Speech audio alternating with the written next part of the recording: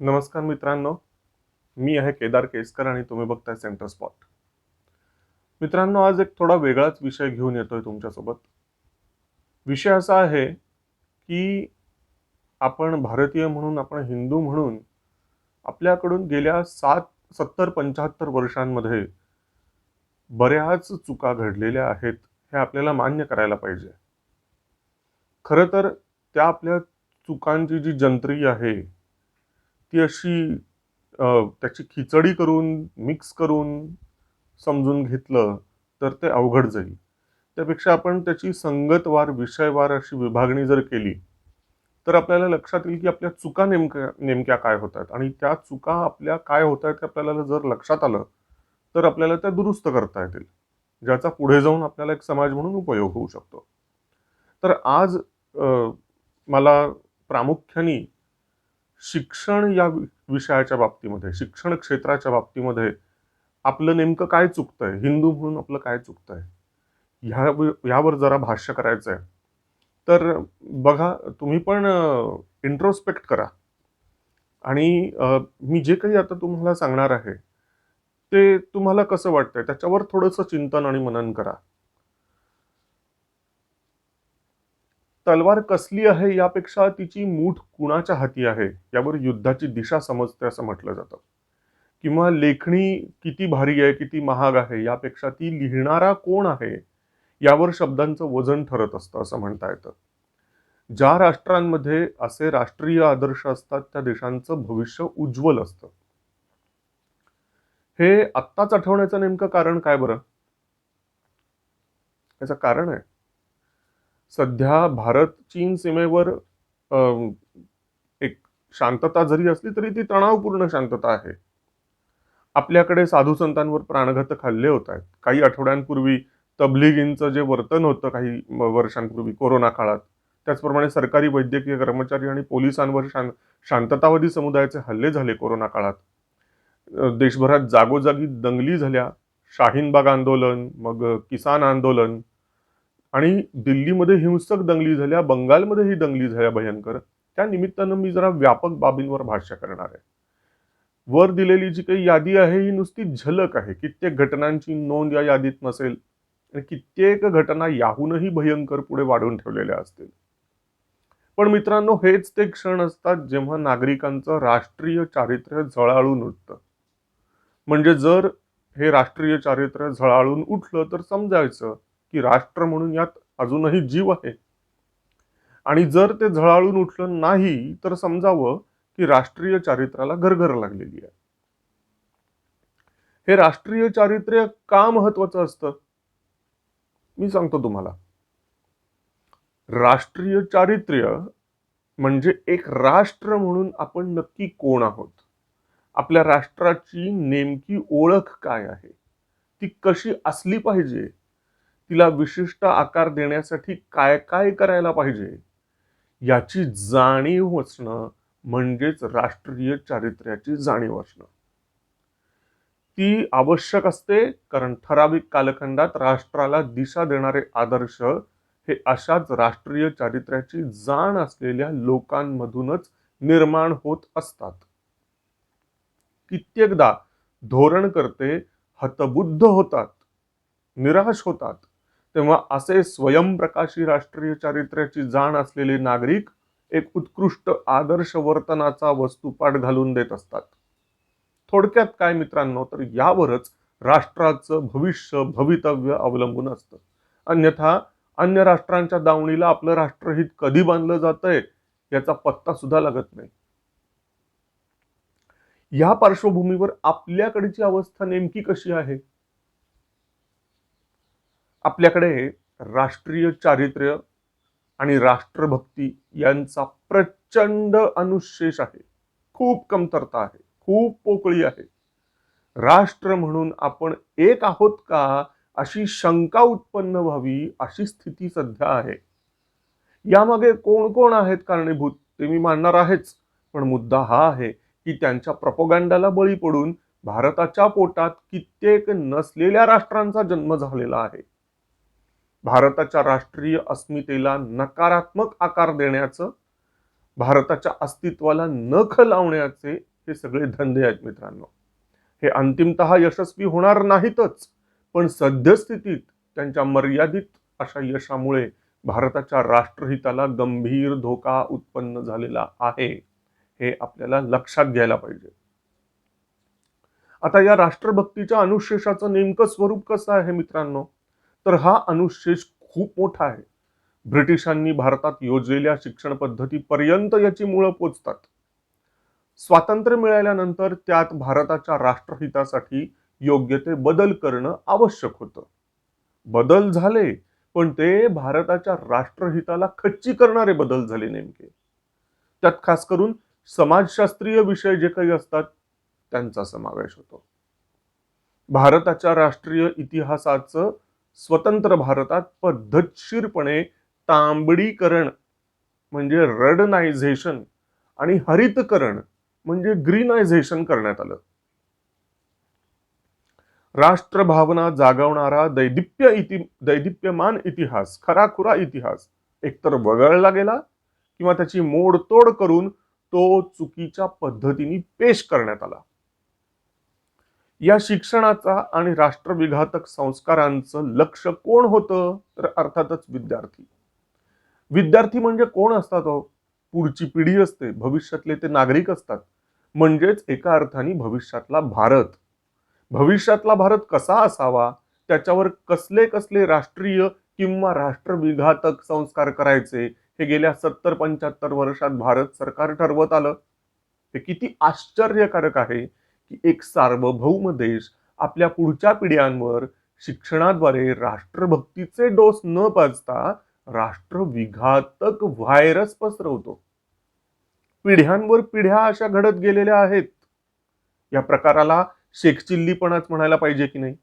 ज्या फांदीवर तुम्ही बसला आहात त्यावर तुम्हीच स्वतःच घाव घालताय. मग तुकडे तुकडे गँग काही आकाशातून टपकलेली नसते मित्रांनो, याच भूमीवर पैदा झालेली असते.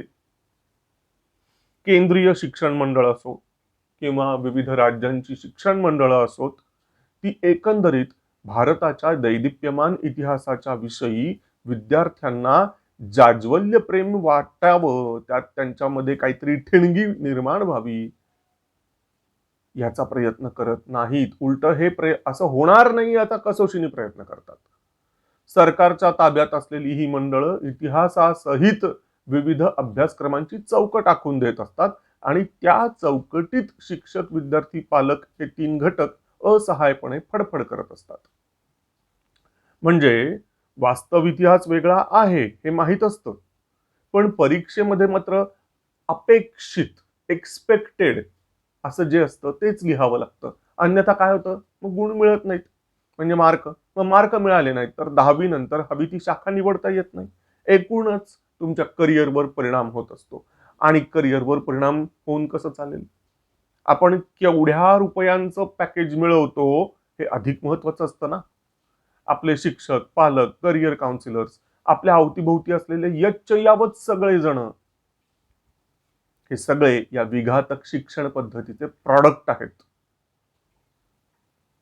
स्वातंत्र्य प्राप्तीनंतर काही काळ शिक्षक, विद्यार्थी, पालक यांनी मर्यादित पातळीवर परीक्षेत अपेक्षित इतिहास आणि वास्तव इतिहास यात काही अंशी तरी ताळमेळ साधलेला असेल असं मला वाटतं. म्हणजे काय? तर परीक्षेत इलाजच नाही म्हणून खुशाल लिहा मंडळाला हवं ते, पण तरीही वास्तव इतिहास जाणून घेतलाच पाहिजे असं काहीसं वातावरण तेव्हा निदान काही अंशी तरी असणार. कितीही नाही म्हटलं तरी त्या काळात तात्याराव सावरकर अजून जिवंत होते. ते त्यांना शक्य तेवढं लोकांच्या मनाची मशागत करत होते. पण पुढे काय झालं? पुढच्या काळात ते जे विद्यार्थी जे आधी होते ते नंतर पालक झाले, शिक्षक झाले, तेव्हा स्थिती बदलू लागली हळूहळू. जर अपेक्षितच नाहीये तर तथाकथित असा वास्तव इतिहास त्याचं लोढणं कशाला बाळगायचं अशी एक विचित्र मानसिकता बळावू लागली. त्यापेक्षा खरा खोटा जसा कसा इतिहास जो काही आहे मंडळाने ठरवून दिलेला तो ठरवण्याचं काम शिक्षण मंडळाचं आहे आणि आपलं काम काय तर भरपूर रट्टा मारून मार्क पदरात पाडण्याचं. असे संस्कार विद्यार्थ्यांवर घराघरातून होऊ लागले. ती तेव्हाची रट्टे बहादर पोरं जेव्हा आता पालक बनली किंवा चुकून शिक्षक बनली, ती आणखी 10 पावलं पुढे गेली. हिस्ट्री हा कसा स्कोरिंग सब्जेक्ट नाही आणि त्याचा आत्ताच्या लाईफशी कसा रेलेव्हन्स नाही, हे सांगायची एक प्रकारची चढाओढ लागली. सरकार आणि शिक्षण मंडळात हेच असलेच लोक शिरल्यामुळे पुढे करिअरच्या दृष्टीने जे सब्जेक्ट युजफुल आहेत तेच एक्सटेन्सिव्हली ठेवण्याचा प्रयत्न होऊ लागला. बघा मित्रांनो, म्हणजे व्होकेशनल कोर्सेस ठेवायचे, सोशल सायन्सेसला कट. असं करत करत आमच्या इनक्रेडिबल इंडियाची जी काही फ्युचर जनरेशन प्रोड्यूस झालेली आहे ती साक्षात धेडगुजरी आहे. या जनरेशनला आपण कोण आहोत, आपली राष्ट्रीय अस्मिता काय आहे, आपलं राष्ट्रहित कशात आहे, याचं कसलंही भान नाही. हु इज अस्मिता असं विचारून एका अस्सल पुणेकर पोरानी मला पेपर आणलेलं होतं. हे मी खरं सांगतोय मित्रांनो. माझ्याच एका विद्यार्थ्यांनी मला एकदा असं म्हटलेलं होतं. मुळात आमच्या राष्ट्राचा पाया कोणता याचा पत्ताच आमच्या शिक्षणाने आम्हाला लागू दिलेला नसतो. आणि जर चुकून कुणी सांगायचा प्रयत्न केलाच की भारत हे हिंदुत्वाच्या भक्कम पायावर उभं आहे, तर ते प्रतिपादन खोडून काढलं जातं. हे राष्ट्र हिंदूंच्या अंगभूत सहिष्णुतेमुळे टिकून राहिलेलं आहे. या देशातला सेक्युलरिझम सुद्धा हिंदूंच्या सहिष्णुतेमुळे टिकून राहिलेला आहे. आणि सेक्युलरिझमच्या बुजगावण्यामुळे नाही, हे उघडपणे बोलण्याचं धारिष्ट्य, हे लिहिण्याचं धारिष्ट्य हिंदू लोक रिटायर झाले, त्यांची मुलं बाळ सेटल झाली की मग करतात. हेच हिंदू धर्माचं आणि पर्यायाने भारताचं दुर्दैव आहे. मुळात विद्यार्थी दशेत आणि गृहस्थ जीवनात कौटुंबिक जबाबदाऱ्या असताना हे असे ज्वलंत विषय सामान्य हिंदू मनुष्य बासनात गुंडाळून ठेवतो. आणि तो जेव्हा केस पिकल्यावर वास्तव उघड करण्याचा प्रयत्न करू लागतो, तेव्हा त्याचीच मुलं आणि नातवंड त्याचा ऐकेनाशी होतात. का? कारण त्यांनी स्वतःच तो आदर्श घालून दिलेला असतो ना, की करिअर चालू असतानाच्या काळात नो कॉन्ट्रोव्हर्शियल इश्यूज. ज्या हिंदूंकडून, ज्या तरुण हिंदूंकडून सळसळत्या धगधगत्या राष्ट्रभक्तीची अपेक्षा करायची असते, राष्ट्रविघातक विचारांचे तण शब्दांनी आणि कृतीने उपटून टाकण्याची ज्यांच्याकडून अपेक्षा करायची असते, ते हिंदूच अपेक्षित उत्तरं, भरपूर मार्क, मोठमोठाली पॅकेजेस आणि सेटल्ड करिअरच्या मायावी स्वप्नांनी झपाटलेली आणि पछाडलेली आहेत. यातच त्यांना त्यांच्या अस्तित्वाची इति कर्तव्यता वाटते. हेच करायला आपला पृथ्वीवर जन्म झालाय असं त्यांना वाटतं. आणि याशिवाय इतरही व्याधी आहेतच. मुळातच जातीपातींनी विभागलेल्या हिंदू समाजाला शिक्षण पद्धती, नोकऱ्या आणि निवडणुकांचं गलिच्छ राजकारण यांनी अधिकाधिक खंडित शतखंडित केलेलं आहे. या शिक्षणाचा जो वाटा आहे ना, तो खरं म्हणजे सगळ्यात जास्त आहे, पण त्याची भूमिका चटकन दिसून येत नाही. चुकीच्या शिक्षण पद्धतीचा अदृश्य असा हात आपण हिंदू मानव जन्मभर बाळगून असतो. इच्छा असो किंवा नसो, 10वी पर्यंत इतिहास शिकावाच लागतो.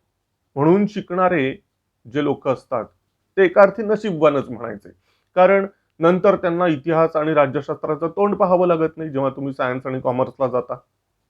पण मनापासून खरोखर आवडीनी इतिहास, राज्यशास्त्र, अर्थशास्त्र अशा विषयांची गोडी असणारे जे विद्यार्थी असतात ना, ते जेव्हा महाविद्यालयात जातात, कॉलेजात जातात, तेव्हा त्यांना अभ्यासक्रमातल्या बहुसंख्य विरोधी, हिंदू हित विरोधी तत्वज्ञानाचा पदोपदी सामना करावा लागतो. आर्ट्सच्या मुलांना हे लक्षात येईल. अगदी विद्वत्तेच्या माहेरघरातल्या सर्वात प्रसिद्ध म्हणजे पुण्यातल्या प्रसिद्ध 5 महाविद्यालयांमधली अगदी 10 वर्षापूर्वीपर्यंतची स्थिती ही सुद्धा सच्च्या देशभक्ताची आणि हिंदुत्ववाद्याची मानसिक कसोटी बघणारी होती. खिन्न करणारी अशी ती परिस्थिती होती. डाव्या चष्म्यातून इतिहास, राज्यशास्त्र शिकवले जायचे. अजूनही हे चालत असेल. एखाद्या राष्ट्रभक्त प्रोफेसरचा अपवाद जर वगळला तर सगळे एकजात डावेच असतात. कुणी लेफ्ट टू द सेंटर, कुणी एक्स्ट्रीम लेफ्टिस्ट. सगळा प्रयत्न कुणीकडून विद्यार्थ्यांच्या डोळ्यांवर डावा चष्मा चढवायचाच, हाच सगळा प्रयत्न असतो.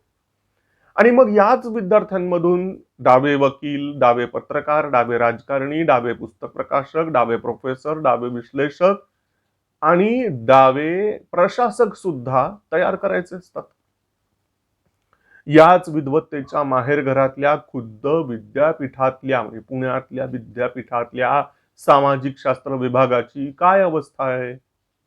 हे विद्यापीठ आणि खास करून सामाजिक शास्त्र विभाग डाव्या विचारसरणीने हायजॅक केलेला आहे. हे सगळ्या जगाला माहिती, मी काही फार वेगळं सांगत नाहीये. सगळे फॅकल्टी डावेच, कुणी सोशलिस्ट, कुणी कम्युनिस्ट, कुणी निओ मार्क्सिस्ट, कुणी लेनिनिस्ट, कुणी माओइस्ट, कुणी फिडेलिस्ट, कुणी अनार्किस्ट. पण या सगळ्याचा अर्थ एकच, डावे. डाव्यांमधला तो एक अंतर्गत जातीभेद आहे असं आपण फार तर म्हणू शकतो. आश्चर्य हे वाटतं की तिथल्या त्या डाव्या लोकांना पांडुरंग खानखोजेंसारखा पक्का डावा क्रांतिकारक सुद्धा हा डावा वाटत नसतो त्यांना. का? कारण खानखोजे हे स्वयंभू राष्ट्रभक्त होते. प्रो रशिया किंवा प्रो चायना नव्हते ते डावे होते, पण आधी राष्ट्रभक्त होते ना. आणि हेच या तथाकथित डाव्यांना खूपतं. त्यांना सुभाषचंद्र बोसांचा स्वयंभू डावेपणा मान्य नसतो. एकूणात एतद्देशीय स्वयंभू डावेपणा या लोकांना वर्ज असतो. भगतसिंगांची राष्ट्रभक्ती त्यांना मान्य नसते. त्यांना परकीय आणि भाडोत्री जे डावे असतात ना, तेच आपलेसे वाटतात. हे लोक खानखोजे, बोस, भगतसिंग यांना अनुल्लेखाने मारतात आणि विवेकानंदांपासून सावरकर यांपर्यंत सर्वांना हिंदू रिव्हायवलिस्ट, नाझी, फॅसिस्ट अशा उपाध्या देत बसतात. वर्गातले तास संपले की काही डाव्या संस्था आणि काही डावे निवृत्त न्यायाधीश, वकील वगैरे हे हॉस्टेलमधल्या पोरांच्या बैठका घेऊन त्यांच्यात जहर ओतण्याचं काम करतात. हे मी खरं काय ते सांगतो, उगीच शाब्दिक तारे बुडबुडे सोडत नाहीये. हे तर फक्त विद्वत्तेच्या माहेरघरातल्या विद्यापीठाचं चित्र सांगितलं. हेच थोड्याफार फरकानी संबंध महाराष्ट्रात चालतं, हेच थोड्याफार फरकानी सगळ्या देशभरात चालतं. देशाच्या राजधानीतल्या JNU आणि तत्सम सगळी विद्यापीठं ही साक्षात लाल विद्यापीठ म्हणून ओळखली जातात. कर भरणाऱ्या नागरिकांच्या पैशावर पोचले जाणाऱ्या या विद्यापीठांमधून नेमकं काय आणि कसं शिकवलं जातं, वर्गात आणि वर्गाबाहेरचं वातावरण नेमकं कसं आहे, याचं खरोखरीचं ऑडिट करदात्यांच्या पुढे सादर करायला नको का मित्रांनो? भारत तेरे तुकडे होंगे इंशाल्लाह इंशाल्लाह हे नारे किंवा सर तन से जुदावाले नारे हे तिथे उगाच लागत असतात का हो? विवेकानंदांच्या पुतळ्यावर बिभत्सपणे मजकूर लिहिणं हे अचानक होत असतं का? जामिया मिलियाची अवस्था काही फार वेगळी नाहीये. खुद्द दिल्लीतली ही अवस्था आहे, तर कोलकाता, हैदराबाद, केरळातल्या विद्यापीठांची काय अवस्था असेल याची कल्पनाच करा. आपल्याला वाटत असेल की हे तर फक्त सामाजिक शास्त्रांबाबत होत असणार. नाही मित्रांनो, हा गैरसमज आहे. आपण आपल्याला हवे असलेलं जग बघत असता, नको असलेल्या गोष्टींकडे आपण दुर्लक्ष करत असतो. पण तुम्ही डोळे मिटले म्हणून वास्तव बदलत नसतं. मांजराने कितीही डोळे मिटून दूध प्यायलं तरी जग बघत असतं तिच्याकडे. देशाच्या अग्रगण्य लॉ कॉलेजेसमध्ये लाल आणि हिरव्यांची मक्तेदारी अजूनही आहे. आणि हे आपण फक्त स्टुडंट्स युनियन संदर्भात बोलत नाही आहोत. एकंदरीत वैचारिक प्रभाव आणि वैचारिक मक्तेदारी या संदर्भाने आपण बोलतो. आर्ट कॉलेजेस असतील, फिल्म इन्स्टिट्यूट्स असतील, आर्किटेक्चर कॉलेजेस असतील, जिथे प्रशासक घडवले जात आहेत अशा अकॅडमीज असतील, याला सुद्धा अपवाद नाहीयेत. कलेच्या नावाखाली बहुसंख्याकांना लक्ष केल्याने कुणाच्याही भावना दुखावल्या जात नसतात. उलट कलेची अभिव्यक्ती होत असते. पण तेच शांततावाद्यांना हीच मोजपट्टी कधीही वापरायची नसते. त्यांच्या श्रद्धास्थानांना तुमच्या चित्रातून धक्का लावायचा नसतो. कारण त्यांच्या मग भावना मात्र खूप नाजूक असतात. आपल्या भावना अशा नाजूक नसतात. असं आहे ते. आणि अशी टीका सुद्धा कोणी खपवून घेत नसतो. जाहीरपणे समानतेचे आणि सेक्युलरिझमचे तुणतुणे वाजवणारे खाजगीत मात्र आपण अशी टीका करू लागलो ना की मग काय म्हणतात माहितीये? मग त्यांच्यात आणि तुमच्यात काय फरक राहिला जर तुम्ही त्यांच्यात सारखे वागायला लागलात तर? असे बाळबोध प्रश्न विचारतात हे लोक. त्यांच्यात आणि आमच्यात फरक आहे हे तुम्ही खाजगीत मान्य करता ना, याचा अर्थच तुमचा समानतेवर विश्वास नाही असाच असतो ना. मुळातच सहिष्णू लोकांच्याच कडून तुम्ही अधिकच्या सहिष्णुतेची अपेक्षा करून विविधतेत एकतेचं श्राद्ध घालत असता. पण प्रश्न विचारणारे बाळबोध प्रश्न विचारून जातात आणि आम्ही सवाई बाळबोधगिरी करून आम्ही त्यांच्याहून वेगळे आहोत आणि हे वेगळेपण आम्ही ठसवलं पाहिजे हे ठरवण्याच्या प्रयत्नात आम्ही लिप्त आणि लीन होऊन जातो. हे सगळे राष्ट्रविघातक चक्र भेदण्यासाठी अभ्यासक्रमात आमूलाग्र अशा बदलांची आवश्यकता आहे. पण काही नाही तरी निदान इतिहासाची 1ली ते 12वीची क्रमिक पुस्तकं तरी बदला रे. कुणी त्याला शिक्षणाचं भगवेकरण म्हणू द्या, वाटेल ते आरोप करू द्या कुणाला वाटेल ते. पण जे वास्तव आहे आणि जे राष्ट्रासाठी दैदिप्यमान आहे, जे खरं आहे ते मांडायचं नाही. शिवाजी महाराजांच्या हिंदवी स्वराज्याचा खुद्द महाराजांना अभिप्रेत असलेला अर्थ काय माहितीये? त्यांच्या स्वराज्याचा अर्थ आहे एतद्देशीयांनी परकीय सत्तांना विरोध करून एतद्देशीयांसाठी चालवलेलं राज्य म्हणजे हिंदवी स्वराज्य. हा खरा अर्थ क्रमिक पुस्तकांमधून मुलांपर्यंत पोहोचवायला नको का? कुणाला काय वाटेल आणि मतपेढ्यांचं काय होईल याचा मुलाहिजा न ठेवता अगदी पेशवाईच्या रोमहर्षक इतिहासाला सुद्धा उचित स्थान दिलं गेलंच पाहिजे. मोदींचं राष्ट्रप्रेमाने भारलेलं सरकार सत्तेत आहे असं आपण म्हणतो ना, मग त्यांच्याकडून या बदलांची खरं म्हणजे अपेक्षा आपण ठेवली पाहिजे.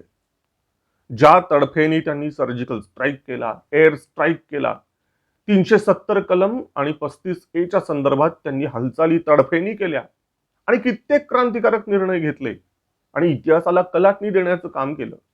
त्याच पद्धतीने भविष्याचा विचार करून दीर्घकालीन उद्दिष्ट साध्य करण्यासाठी अभ्यासक्रमात बदल करायला हवा म्हणजे हवाच. लोकमान्य टिळकांनी चतुसूत्री सांगितलेली होती, तुम्हाला आठवत असेल. स्वराज्य, स्वदेशी, बहिष्कार आणि राष्ट्रीय शिक्षण. मोदींनी आत्मनिर्भरतेची हाक देऊन त्याच चतुसूत्रीची कास खरं म्हणजे धरलेली आहे. मी म्हणत असलेला अभ्यासक्रमातला जो बदल मी म्हणतोय ना, तो टिळकांना अभिप्रेत असलेला राष्ट्रीय शिक्षण हा तोच बदल आहे. तुम्ही आर्थिकदृष्ट्या कितीही स्वावलंबी व्हाल, केवढाही मोठा विकास कराल, कितीही स्टार्टअप सुरू कराल, केवढीही मोठी महासत्ता बना, चीनी मोबाईलवरूनच चीनी मालावर बहिष्काराचे कितीही मेसेजेस फिरवा, साध्य केलेलं जागतिक पद जर टिकवायचं असेल तर राष्ट्रीय शिक्षणाला पर्याय नाही. हे राष्ट्रीय शिक्षण लवकरात लवकर लागू केलं नाही तर भविष्यात आपली नावं Jiang Joshi, Wen Kulkarni, Chang Deshmukh, Huang Pawar, Zhen Bhosale, Mingju Kadam अशी व्हायला वेळ लागणार नाही. तेव्हा मित्रांनो, सावध व्हा आणि ऐका पुढल्या हाका. धन्यवाद. मित्रांनो, तुम्हाला हा विषय कसा वाटतोय जरूर लिहून कळवा. कमेंट सेक्शन मध्ये लिहा. या विषयावर चिंतन मनन करा, हवं तर काही वाचन करा आणि आपण स्वतः विचार करून यावरती व्यक्त व्हा. कमेंट सेक्शन मध्ये जरूर लिहा आणि आपण यावरती चर्चा करूया. शक्यतो ह्या विषयावर धरून किंवा या व्यतिरिक्त इतरही आपल्या काय चुका आहेत, आपण कुठे कमी पडतो आहोत, यावरती अजून एखादा मी व्हिडिओ नक्की घेऊन येईन. तोपर्यंत बघत राहा आपला सेंटर स्पॉट. आणि मित्रांनो, विसरू नका आपल्या सेंटर स्पॉटला सबस्क्राईब करायला आणि आपल्या चॅनेलवरचे व्हिडिओज शेअर आणि लाईक करायला. धन्यवाद.